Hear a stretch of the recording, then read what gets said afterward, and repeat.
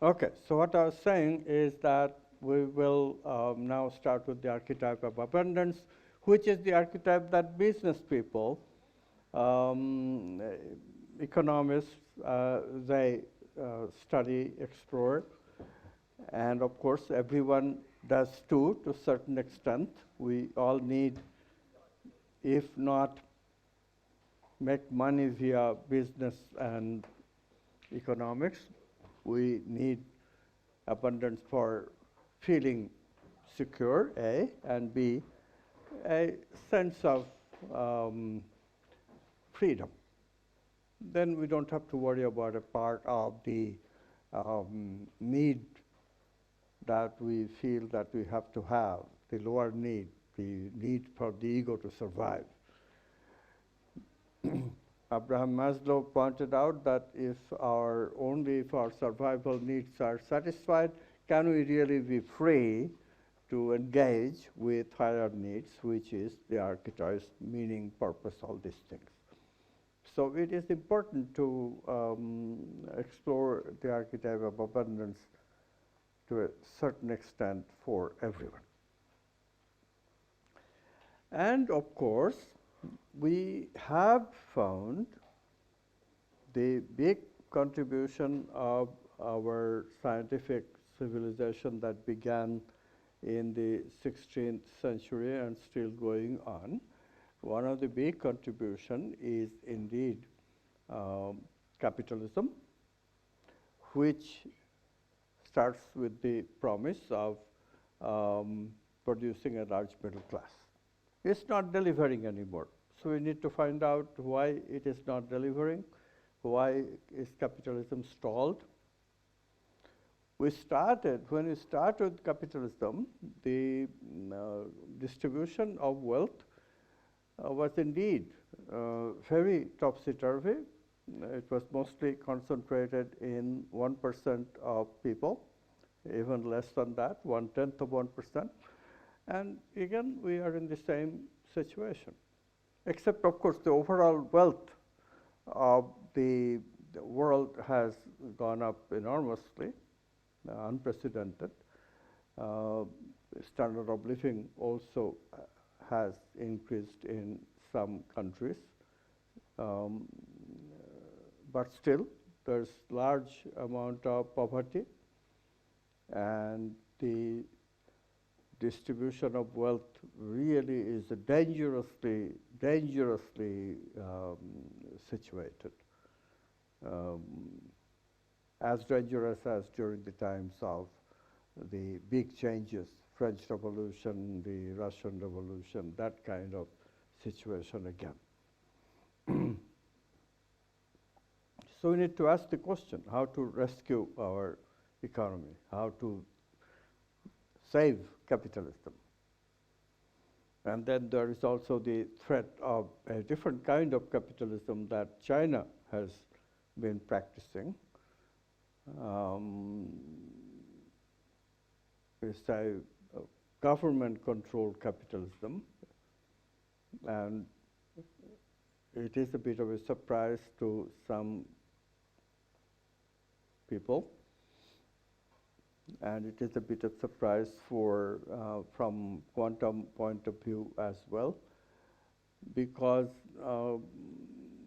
government-controlled capitalism means a capitalism without democracy. And can capitalism survive without democracy is a very good question to ask.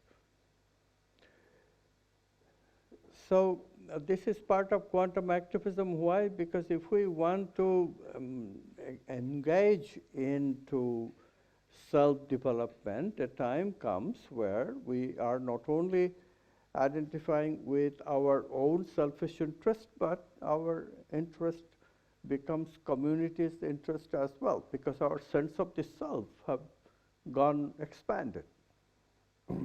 And there is now generally a consensus in at least some parts of economics that it has to be that way. If it is not that way, then we get into some of the problems that we have today.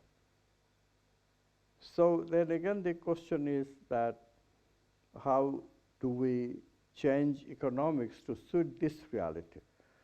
If it is true that some of us can expand our consciousness and can not only have what in economic terms we say the selfish self,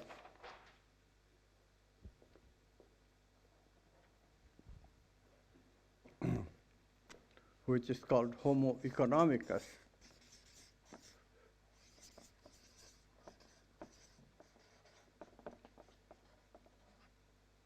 if it does expand to Homo communis,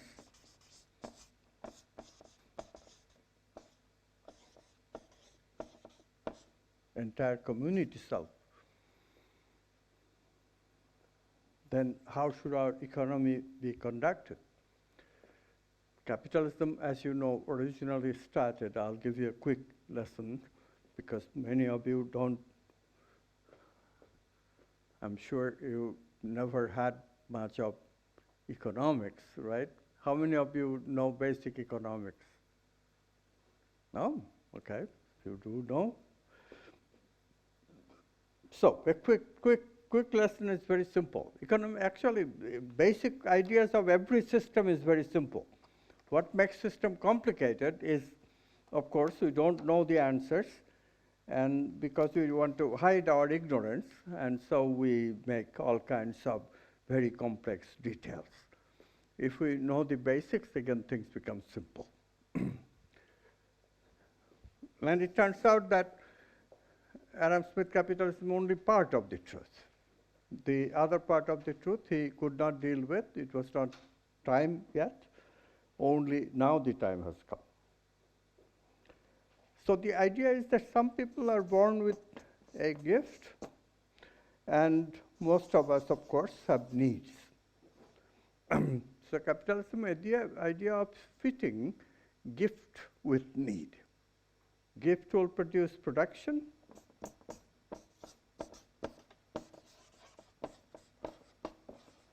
Need will give consumption.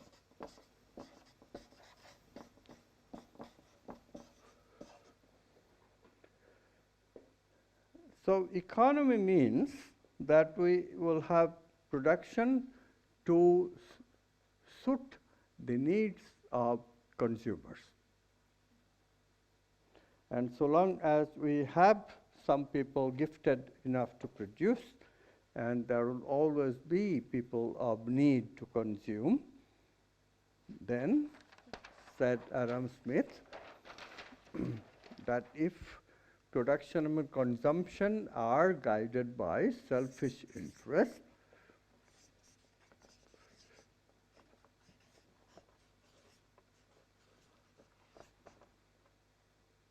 this is one of the fundamental postulates. Both production and consumption must be guided by selfish interest. Self-interest. Let's not put selfish interest. This was an interpretation. Instead, let's just say it's self-interest. This is a better formulation.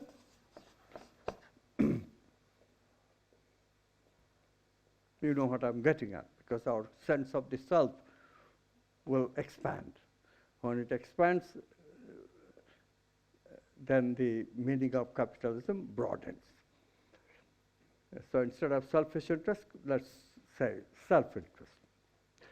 So if production and consumption is guided by self-interest, and there's a second condition, and this is Adam Smith's statement.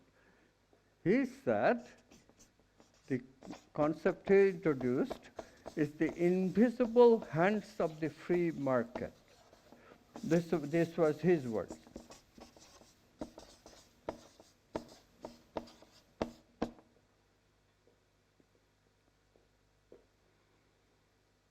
So if only self-interest and guides the interest of production and consumption, then he said the invisible hands of the free market. The market is not controlled by the government or anything else. Then this free market will create a situation automatically, magically, that will produce an equilibrium between production and consumption, would keep the prices stable, even allocate the resources properly in the various sectors of the economy. Absolutely wonderful claim, and the claim basically have produced. Capitalism has been successful compared to government-controlled economies that existed before. Before capitalism, of course, most of the economies were controlled by the kings and their courtesans, and that certainly did not produce as much wealth, made a few people wealthy, but rest of us were serfs. All of a sudden, not only we have the Industrial Revolution and therefore huge potentiality for production and therefore huge potentiality for new consumption, but the greatness of Adam Smith was that such a simple idea that if we keep the market free and not try to influence it, and if only the self-interest of people guide the production and consumption, then free market automatically will, as if by magic, establish an equilibrium between production and consumption. Was this really true? It was not quite really true.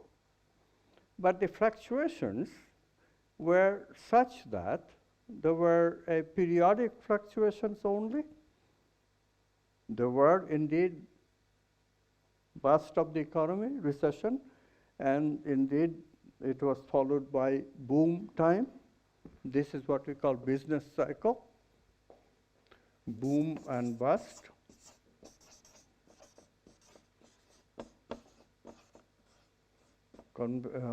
Formally called business cycle.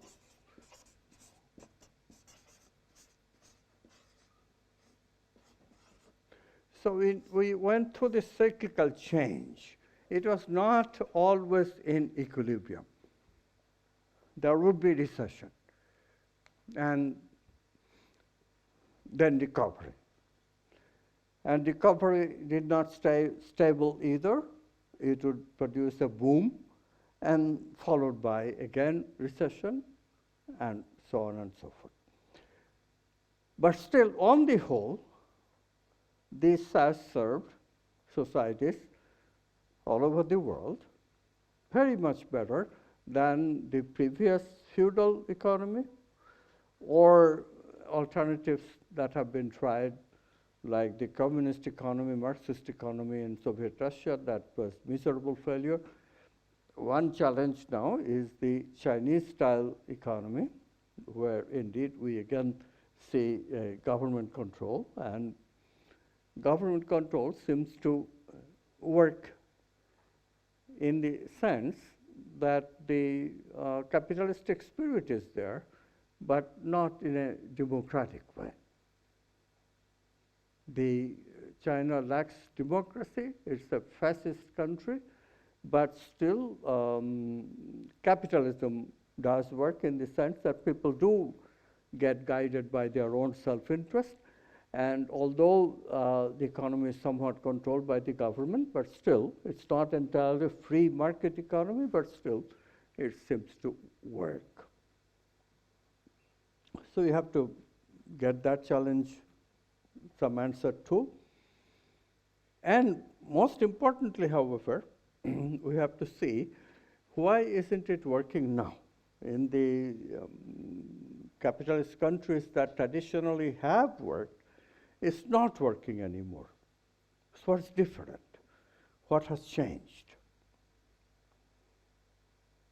All these questions are important. And one constraint that we have noticed that has come recently was a bit unforeseen, which is that the Earth is a finite ecosystem. pollution problem. We need enormous energy for an economy like this. Economy like what? Like the material goods and services. That's the only thing that is emphasized in Adam Smith's economics. Economic product means material product, basically. Not entirely, but basically. At least materialists think so. It's not quite so. And then the question of pollution comes in, question of finite resources comes in, especially energy. We all know that the oil has a finite lifetime, maybe 100 years, maybe 200 years. So far, whenever we call the doomsday, new oil sources have been discovered, and we always have expanded the lifetime of how much oil is going to last. And then, of course, the question is, can we find alternative to oil, alternative energy resources? Can we do it, for example, on the basis of solar energy? And if estimates show that we cannot do it on the basis of solar energy, then the big question comes about the 3 R's of new economy. People are talking about that, but how to implement that is very difficult. There are 3 R's are recycle, reuse. That's not so hard. Reuse is not so hard, but the hard one is reduce. Once the standard of living go up, can we reduce it? I'll give you an example. When I came to the West from India, India is a hot country, and of course, Indians could very much use heating in winter time, but no question, Indians don't need, heating in winter time is not really needed because the winters are not severe, but cooling in the summertime, and of course, there was no such thing. Even in the West, when I came, cooling in the summertime was relatively rare. Now, situation is totally different. Almost every household is air-conditioned in affluent countries. Central heating was already there, and now it's air conditioning is also quite common. And we have become used to it. In a country like Estonia, summer is only, 3 months, and basically the rest of the time is winter, correct? So heating is the general need, but in the summer, would you do without air conditioning? Probably not. I was being told in the car that 25 degrees is hot, very hot for the Estonians. 25 degrees is extremely comfortable for Americans. It all is a question of how the weather that you are used to. You grew up in temperatures which makes 25 degrees quite uncomfortable. So these questions are important. How to reduce that? How to reduce these needs?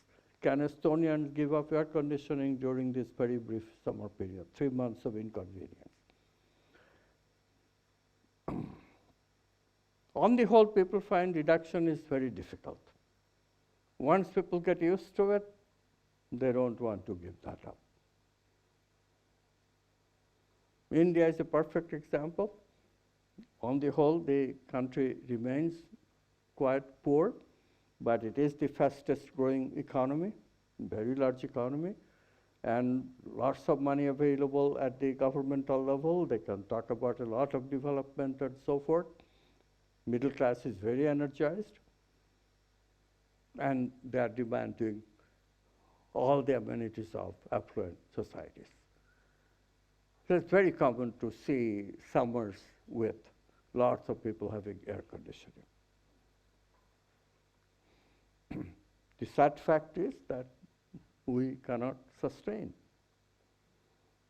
We cannot sustain from the viewpoint of carbon emission in the environment alone. Fossil fuels have huge problem. So all of this you know already. We don't need to go into too much. Can we reduce the economy everywhere in the world? This is a question that sooner or later we have to answer. Along with that, the question of finiteness of resources, that too has to be answered. So 3 questions are paramount to answer.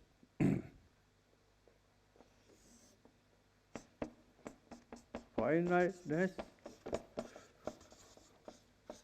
of material resources.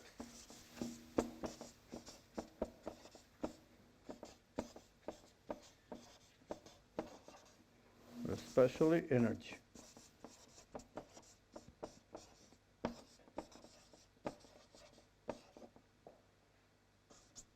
Two, this carbon dioxide, CO2 pollution. Fossil fuel energy produces CO2 pollution.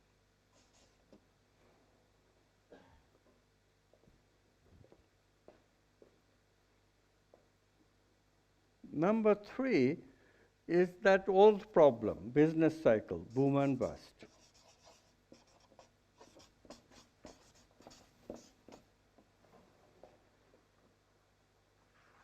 And there's a huge number 4. This number 4 is probably as important as the problem of greenhouse effect or the problem of resources. Number 4 is this elitist economy, this income disparity.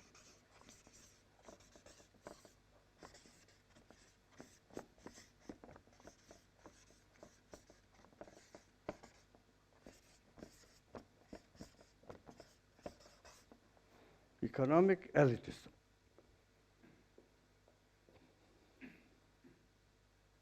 What to do about all this?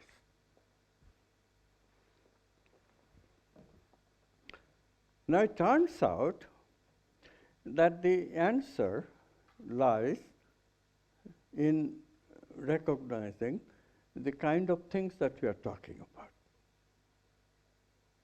Well, number 5 also I should write down. We already talked about this a little bit. This is the robotics.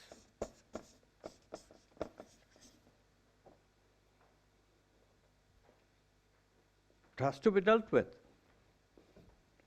Once we discover something, human beings are unable to stop a technology.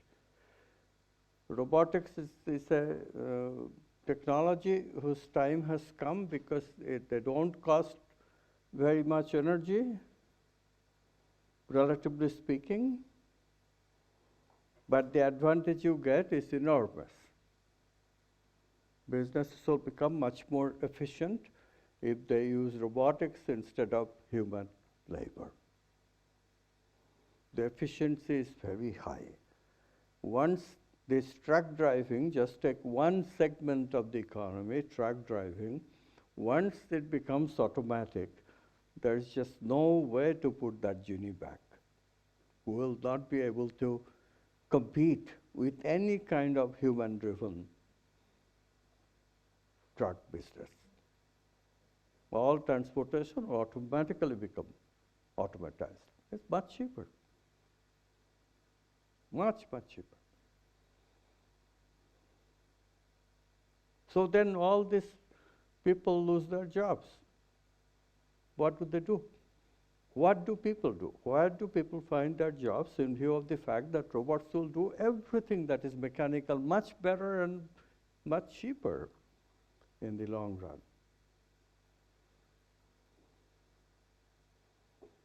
So this is a very serious problem.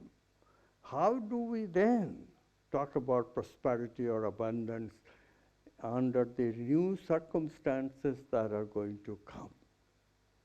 Very few people are giving any thought to it. I gave it some thought because it was necessary to see if quantum worldview applies to economics in some new ways and give us some new things. I was very encouraged by a paper that Abraham Maslow wrote in the 1960s. It's called Hierarchy of Needs. Because I am just a novice economist, being a novice, the beginner's mind sometimes is a huge advantage in creativity. So I was looking at economics from very fundamental point of view. That's why I gave you such a easy intro to capitalism. The actual intro that you get schools and colleges, much more complex. They wouldn't dare to put it so simply. Takes all the mystery away. Economics is supposed to be so complicated. So if you look at from the gifts and needs point of view, then Maslow pointed out something very fascinating. He said that when people's lower needs, survival needs, material needs are satisfied, then comes the point where they would want their higher needs to be satisfied. So we talked about two kinds of needs, survival needs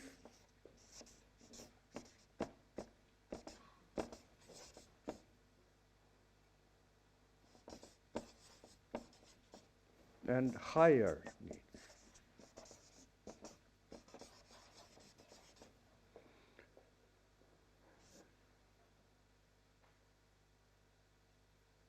"50 years later, I'm thinking of, again, very similar situation. Material sector of production. For me, it was not material needs, higher needs, but material production and consumption.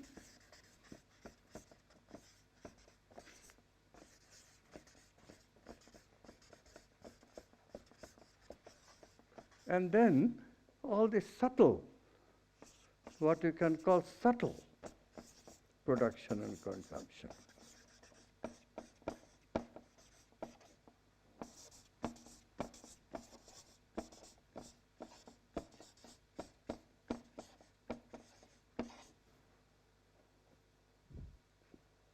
Subtle is our subtle experiences. Subtle are feeling things that we need for feeling, thinking, and intuiting.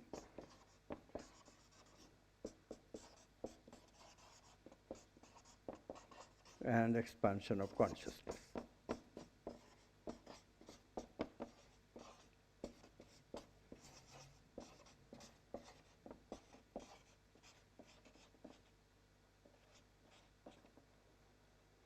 Needs for happiness. These are all subtle needs. Is Abraham Maslow correct?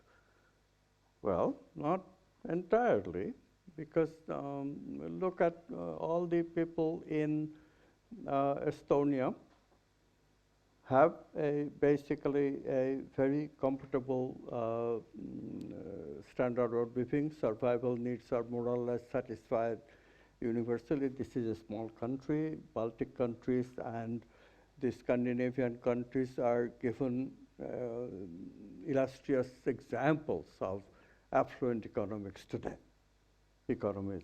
everywhere. Because why? Because the smaller economies, and they're basically controlled fairly well. Control meaning not control, but certain ideas can be used, and those ideas are used, and the economies work.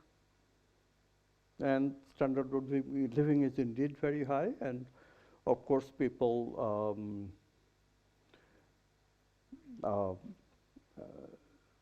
satisfy their lower needs, hands down. Are they all looking for higher needs? Ask yourself. Not really, no. They could be ready, but they are not. And that's something that you have to deal with. Why are they not so? They are not because of the worldview problem. If the worldview was different, then they might have. But the worldview says that this is all there is. Material needs are everything.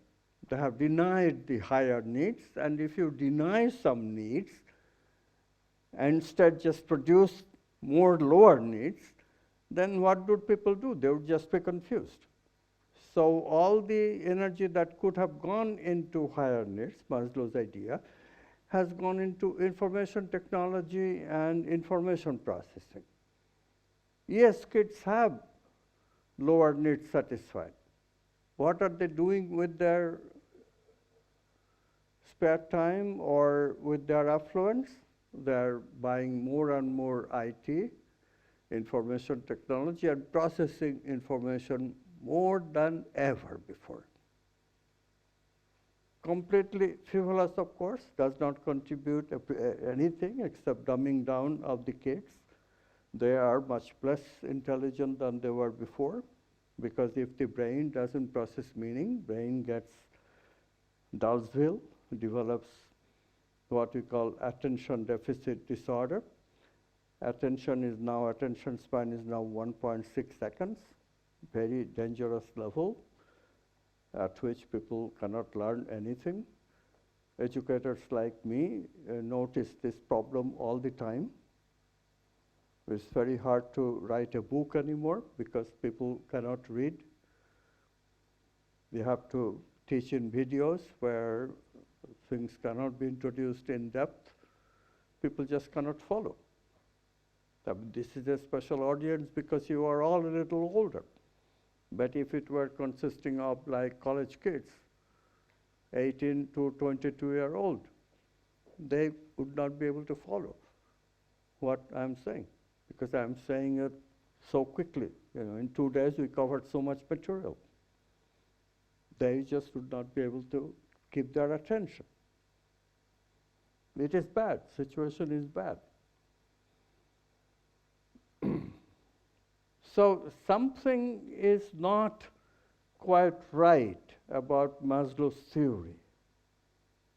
Nevertheless, we have to consider it seriously. Why? Because it is also true that robotics are here. And our kids will not be able to do what robotics can do. However much information processing they learn, they will never be able to process information as fast as machines can, and therefore they will end up with the ability of nothing, no jobs. Because they cannot process meaning, they are not capable of feeling, they are not capable of intuition, so neither they can contribute to satisfying higher needs, nor they can contribute to economy of lower needs, because those things will be basically mechanized. So we have many, many severe problems. Labor shortage is going to be a huge, huge problem in the sectors of higher need satisfaction. But of course, you will ask, the first question people ask me is that, what are you talking about? Where is the higher need economy? Do we have such a thing? It's glaring before us. We don't see them as higher needs. We just don't see them because we have been blinded. Of course there is. Look at the most fastest growing sector of the economy. It's health. Health is a huge sector. What is health? Is health a lower need? Ask yourself, is health a lower need? What is involved in health? If you think health materially, you are not thinking. If material health was the issue, we have solved the health problem long time ago. It's the germ theory, and germs have been dealt with. Okay, it's not completely dealt with, but that too, the reasons are subtle, not because we don't know how to deal with it. People's lifestyle, those things are much more responsible today, that even today people suffer so much from virus especially, not bacteria so much, but even bacteria are coming back a little. But all of this is due to people's lifestyle. What has gone wrong is indeed the aspects of the subtle. We are not doing things right. And this is why our health problem has become so acute. Why do we get cancer? Is it because we eat wrongly or take too much time on machines and stuff? No. That's information processing, may have some effect on Alzheimer's disease or dementia, but nothing to do with cancer. Cancer or heart disease are effects that are produced by mental stress. They have nothing to do with any physical technology.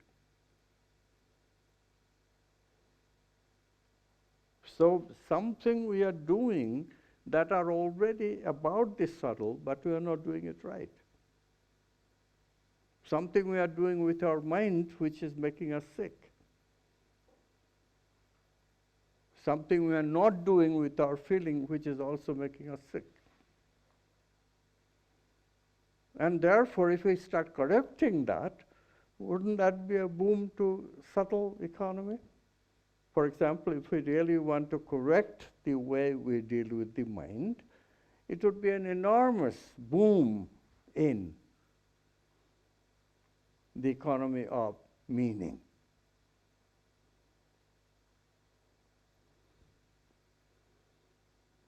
And of course, feeling is another story.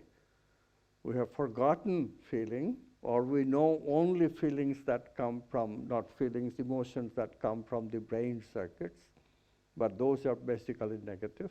If we become aware of the potentiality of feeling the way we're talking about this morning, for example, if people knew how to use the sexual energy to energize the higher chakras, like I was talking about the third eye, unprecedented amount of creativity will be released.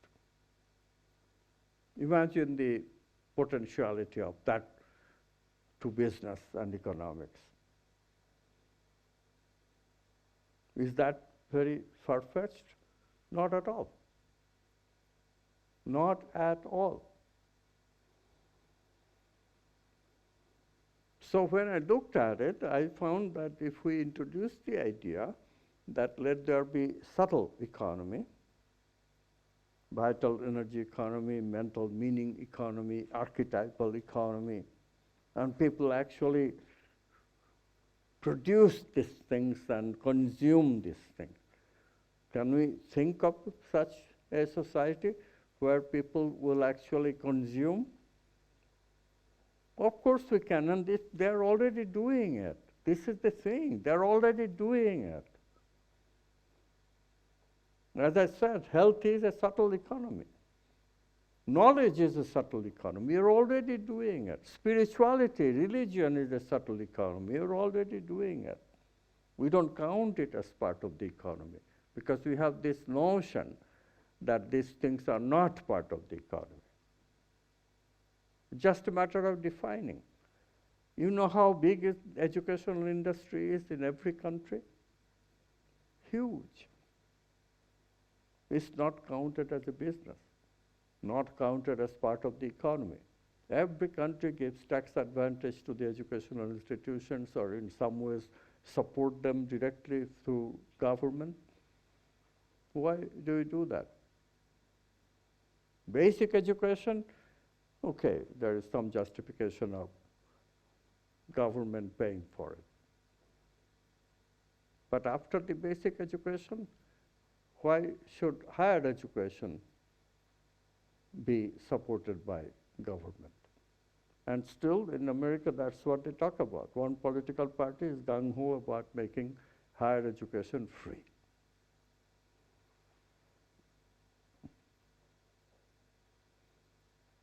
Why, of course, the education is meaningless and they know it, and that's part of the reason. If education becomes meaningful, if education serves a purpose, then people will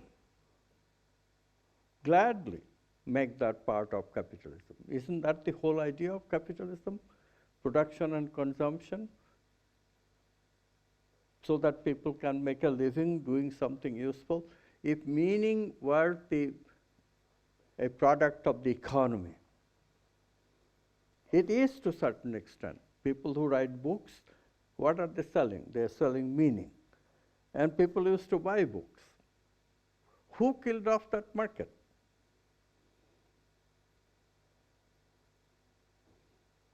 Foolishly, we killed it off, right? The culture killed it off. Culture introduced the concept of information processing influenced by scientific materialism, and we killed off a huge market for meaning processing. In a previous generation, meaningful books used to sell. And it was to be even bigger and bigger economy, but that's stopped to be the case.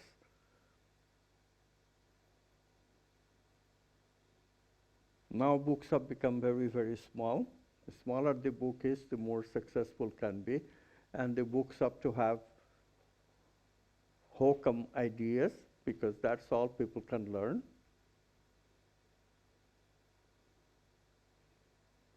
So we are going backwards or what?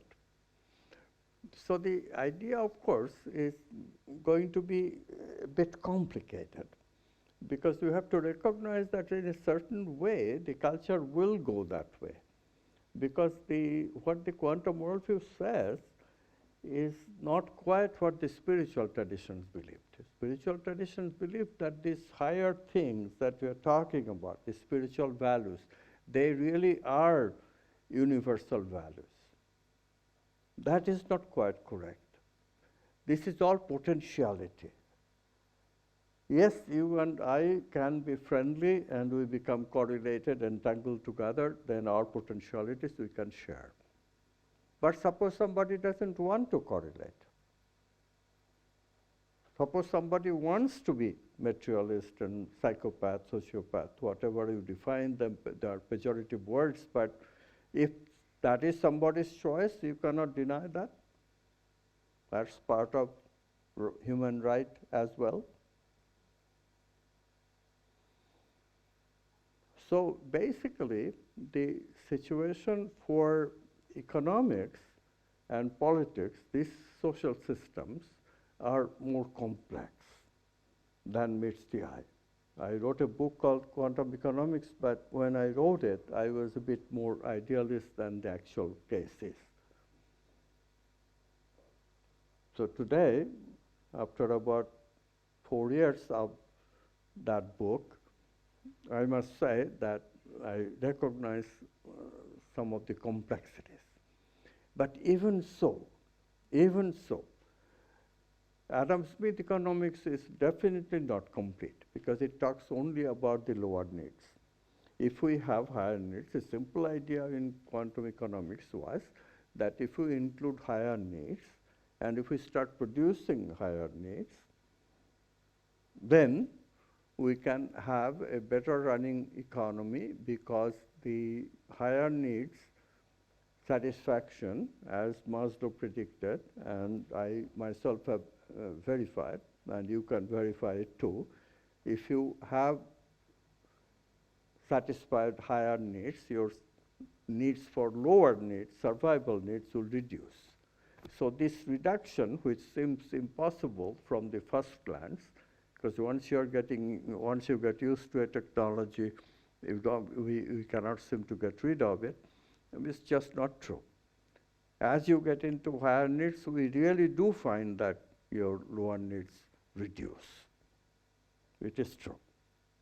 Question. Okay.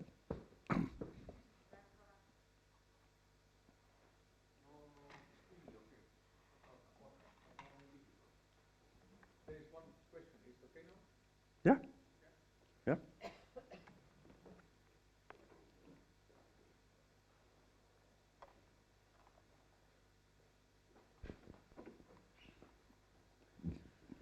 Et näiteks selle kohta, et kui on kõrgemad vajadused kaetud, et kuidas siis madalamad vähenevad. Et kas see tähendab siis näiteks seda, mis me ennem siin rääkisime, et kuidas vähendada asju, et näiteks kui sa oma hingeliste asjadega saad paremini toime, siis sul on ükskõik sellest, et toas on palav ja see ei häiri sind. Et kas see võib nagu selliste praktiliste asjadeni viia? Et kuidas seda igapäevaelus nagu mõista?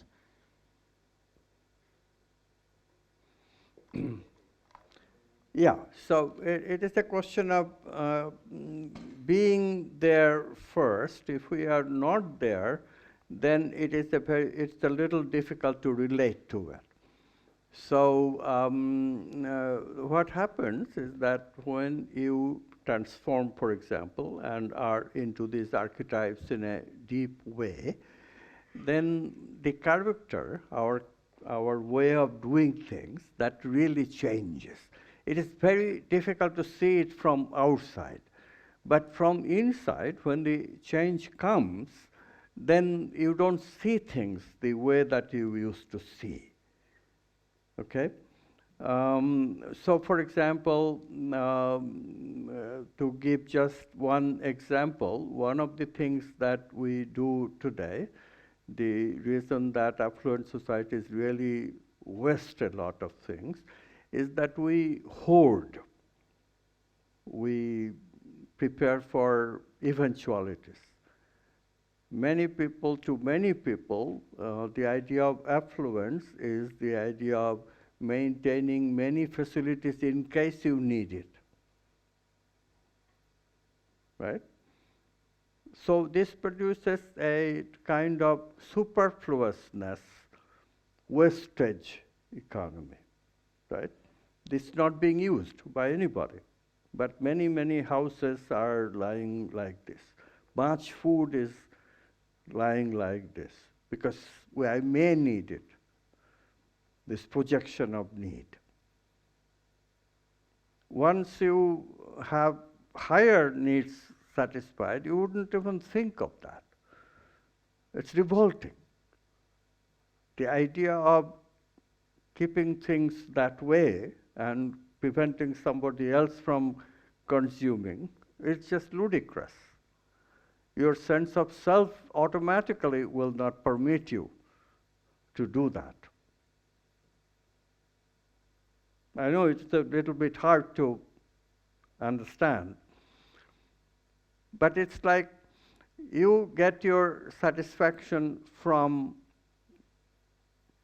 a nature work, for example, or looking at a flower, whereas people of lower need will need things like entertainment and so forth. Right? We're talking about if you have a job which does not satisfy you, how in your spare time you absolutely have to have entertainment, because otherwise how can you even sustain yourself? If on the other hand, if you are happy all the time doing what you are doing, then question of entertainment does not arise. Of course, entertainment is also in a way, you can call that is also a higher need because you are using something mental to entertain. But entertainment also has physical aspects too. It uses technology. So that part would actually produce a reduction of in the economy. A lot of the things that we use today will instead become people incentive. For example, take the case of movies that today people use for entertainment. These blockbuster movies, they cost $100 million, things like that. And of course, they make a lot of money too. But the money mainly goes into the material production cost. Of course, actors and actresses, few of them, they do get some money. But the participation really is rather small. How do people of higher needs, they satisfy their need for creativity and entertainment that comes from creative participation of people? They would go back to how things were in Shakespearean times. Very people incentive, lots of people get employed in the production of that kind, and they're extremely creative, and people would be satisfied.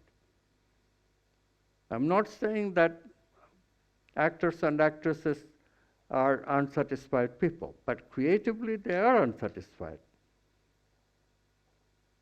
A few people are satisfied maybe, but mostly entertainment industry is full of unsatisfied people. Compare this with what it used to be, theaters and entertainment people, they would be extremely full of satisfied people, because they did their creativity with really wanting to. They have a talent and we do want to share. Today, people's motivation is entirely different. You do have talent, we still have scope for talents, but we also want to make money, name, and fame. Those motivations are much more important. So we never look for satisfaction as a motive anymore. But in truth, satisfaction is the basis of abundance. Why is abundance important? Why is the archetype important and not money? Because the archetype brings satisfaction. Money doesn't. Okay? Did that answer your question a little bit? Okay. So the basic idea, oh, you have a question? Sure.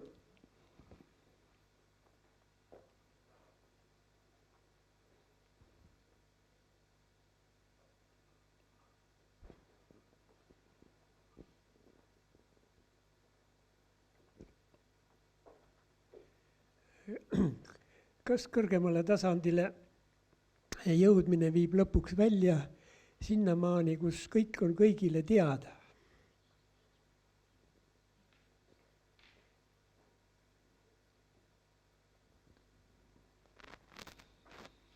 Yeah, if people were very conversant with these archetypes, we could, in principle, become very intelligent.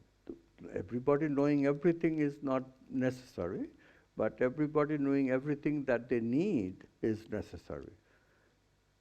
And then this is, of course, connected deeply with what we call satisfaction.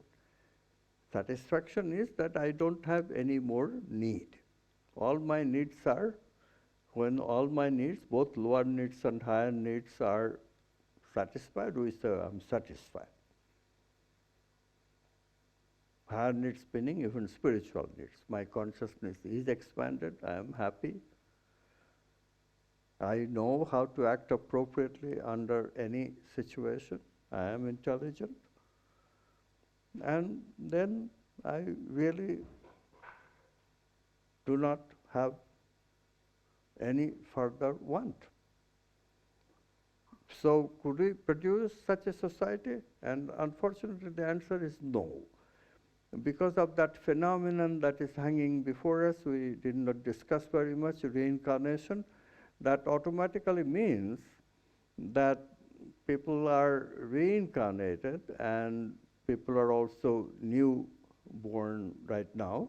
They had no incarnation before, and therefore there will always be very new beings coming into the play, and they have a lot of learning to do before they can go into archetypes. Even though education may be able to change that somewhat, but still, this difference between the what I call old souls, people who are well into soul development. Soul here is the archetypal development that we can do, higher learning that we can do, that really changes our character towards more refined things, satisfaction, love, all those archetypal things that I talked about, versus the people who are just being born in the reincarnational way of thinking. They have a lot of growing up to do before they can achieve this state that you were in, which brought you here. And this is extremely high learning compared to what a first-timer on earth is prepared to learn. So there is a problem here that we cannot solve. And so there will always be people who will have less capacity for the higher needs, consuming higher needs, and there will be always only a small fraction.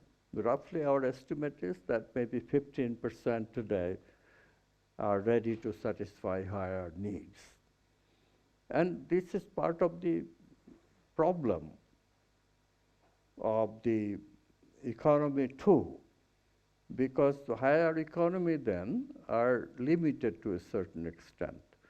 If we say that the higher needs will set up a higher economy, who will be the consumer of the higher economy? Already such a higher economy is there already. We are right now participating in a higher economy. You have paid for this workshop. If you have paid enough, then I will also be paid, and that's part of the economy. And if we do things right, then the organizers will also be paid. And people are doing this all over the world, all over the earth, people are doing it. There are traveling teachers like us. We teach, we get paid for it, not exorbitantly, but enough to get by. We don't need exorbitant payment. People who organize, they also don't need exorbitant payment, because some of the payment come in the form of satisfaction. Some of the payment come in the form of love. You don't need to be paid. If you are satisfied and if you get returned like love, you don't need and especially as I said, we don't need to hoard. No need to hoard. Hoarding is not necessary anymore, because you don't have that mentality, mindset, that in case I need to have a house. No, we don't need a house in case I need. So what I'm trying to say is that in a sense, we are already doing it partly. We are, how many of you are regularly participating in meditation lessons or yoga lessons or Tai Chi or any of these alternatives? See, that's the meaning economy, alternative economy, vital energy economy. So these things are already happening. What I'm saying is that that what I talked about in the book Quantum Economics, that kind of subtle economy is already here. It's just that it's not here in large enough visible way. Invisible way is what happens first, and then some kind of industrial revolution took place, and that's where the material economy became visible. Will we have similar expansion here? We could. Okay, let's, microphone over there.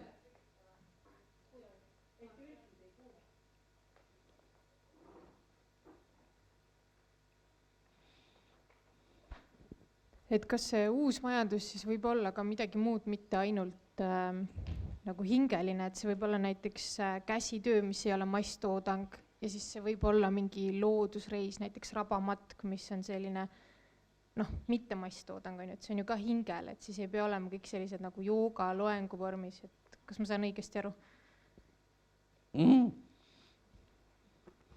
Yeah, I think that these things could be part of economy if we can do it that way. It has to serve another person. So how can I make a nature hike? I like nature hike, and I want to make a living out of nature hiking. Right? How do I do it? I do it by being a person who people want to be with, to go into nature. Today I can do it, how? I can do it by doing risky adventures. Like if you want to climb Mount Everest, you better find a person who knows the ropes of how to climb a mountain, which is dangerous business. So today somebody can do that, make a living very satisfactorily by doing certain type of nature hiking. But I assume that you're talking nature hiking like I do. I love nature, I work in nature every day, and certainly I don't mind if people come along with me, if they follow a simple rule that no talking, nature itself, just fill yourself up with joy. And why would people come with me? That depends on if my company is good or not. Is my company enthusiastic or not? Produce spiritual satisfaction or not? Now, believe it or not, as we grow spiritually, a time comes that our energy is so good, our expansion of consciousness is so vast that people would want to be with us. et kas see on siis põhimõtteliselt see mõtteviis, mida paljud teised ka on jaganud siin, et üldiselt nagu selline, et inimesed ei osta mitte seda, mida sa teed, vaid miks sa seda teed. Et see mõte ja mõtestatus selle asja taga, mida sa teed, on see, mida inimesed sinu käest ostavad, mitte konkreetselt see füüsiline asi või see vaimne asi, vaid just see mõtestatus selle taga. Yeah, that is the thing. We are talking about subtle things, and can we make them into viable product? We already buy meaning in books and novels, not so much anymore. Now we buy more entertainment than meaning, but we can go back to that. And as we create interest in transformation, then of course there will be a huge market for it, because what is transformation selling? I just established a University of Transformational Education in India. And students are coming. Why are they coming?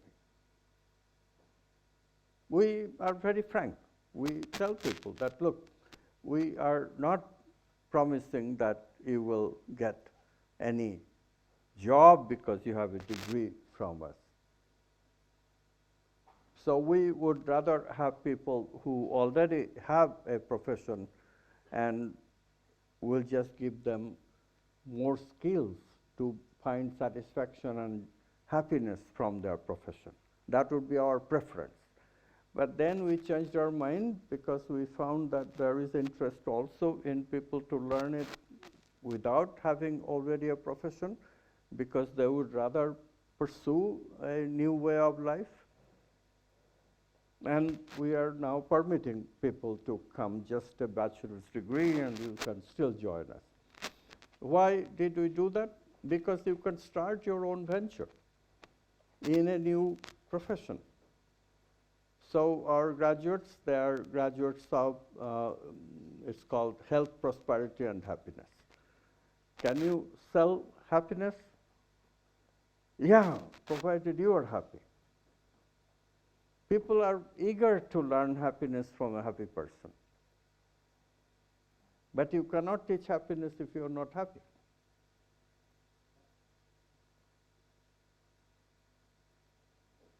You cannot teach love if you are not loving. People will see that you are not loving very easily. People will see that you are not happy very easily. So we have to really transform, and we really also have to teach you how to transform. Do we know enough about happiness? And this is where science comes in. The technology is ready. We know how to produce happy people. It's not hard. Creativity is not difficult. But of course, you have to be motivated properly. You have to understand things properly, and want to understand things properly, and want to change, want to expand your consciousness. Intend that way. Intention is basic. That if you have the intention, can you do it? Of course you can do it, because we have the know-how now. This is how modern society started. People were in a moribund culture guided by religion. Whole bunch of hocus pocus, hell and fear of hell and a personified God who doles out favoritism and all that. Science said all that is hocus pocus and started teaching about experiment, verification, about machines, industry, technology, and it took hold because people found usefulness. They had a lot of material needs, they were satisfied. And now again time has come when the material needs are no longer very attractive, and machines are going to satisfy that anyway. People have to engage in subtle needs. And now is the time to recognize, how do I make a living? What do I sell? Nothing else to sell but meaning and feeling. Will people buy negative emotions from you? No way, right? People will avoid negative emotions. But if you bring positive feeling, if you're in your proximity, people feel love, right? Will they come? Yeah, they will come. So the idea is really that one can transform and one can self-transformation partly as education, partly as part of mental health, partly as part of physical health. Partly as part of many other things. For example, the criminal justice system. Every society today spends a huge amount of money in locking people up and feeding them. What a wastage. If we know what the problem is with sociopaths and psychopaths, and how to heal sociopathy and psychopathy. Do we? Not entirely, but we have prospects. We are beginning to understand madness with the new science. We are beginning to understand what produces sociopathy and psychopathy, this complete isolation. And as we solve them, we take our techniques to prisons, we rehabilitate, and a huge expense is gone from the society. And people are back into circulation once again as people. So the future is enormously hopeful. Need is clear. Robotics is here to stay. No way we can get flipping hamburgers or doing routine things as a job. It's gone. We have to engage in things that we call mental or vital or archetypal. And the question is, are we ready for it? And what I'm saying is that the worldview has come when it has to come. It has come. And this worldview, if we use it, this science that is developing, if we use it, creativity as we know it now, if we use it, spiritual transformation, if we use it, we can do what we need to do.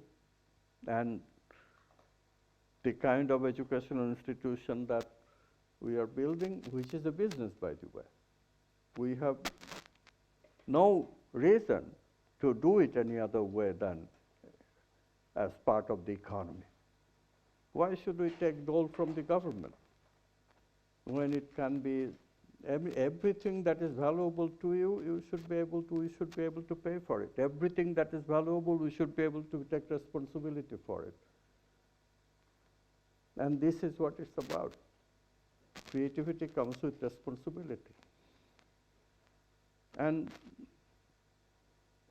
this is the future of people's job. There will be no such thing. Nobody will do a job anymore. Everybody will have an occupation that satisfies them. Okay, I already talked about the people who are new souls. So there will be a portion of our effort which will have to go to teaching them. But that too is mental vital archetypal only. The education in school will also require us, the transformed people, and the education that these kids will receive will be much faster in terms of transformation because they are being taught by people of transformation. This whole thing, education, health, justice system, art, the whole thing drastically changed. And the time has come. The challenges are immediate. You look at from the global warming point of view, look at from resources, material resources point of view, you look at from energy situation, you look at from robotic situation, every which way you look at. Human beings have only one way to go, which is towards the archetype, towards expansion of consciousness, towards meaning, towards purpose, towards the next level of our evolution. And this is how paradigm shifts happen. This is how worldview changes. When the worldview changed from the old worldview, religious worldview to scientific worldview, this is exactly what took place. People were ready to move from the way that they lived. Majority of us were serfs. Never forget. Never forget the lesson of history. If that world continued, where would we be? We'd all be working for somebody else as serf. We would have no private property, no higher needs, question would not arise. 12 hours we would toil in the field and barely make a living. From that condition we came to this condition because science was created and in time too. Now that science is disappearing. That science itself made sure that it's disappearing by creating robotics and automatic power of processing information. Look at what happens. Movement of consciousness. This is what we call purposive movement of consciousness. What's the next level of human beings? We are moving from the rational mind into the intuitive mind. Every one of us will become dealers of archetype, creatives of archetypes. We'll get into embodiment of archetype. People will become loving. People will become fair. People will become wise. Only wise people will teach. Only whole people will heal. Only loving people will give love. So in this way, human beings themselves become capital. We had the whole concept will change. Up till now, we have so-called capital, and then that capital is employed and somebody makes profit, and that's how economy runs. Instead, every human being will be a capital, and he will employ that capital and make living by employing himself or herself. Isn't that a much better way of economy than anything else that we have ever founded?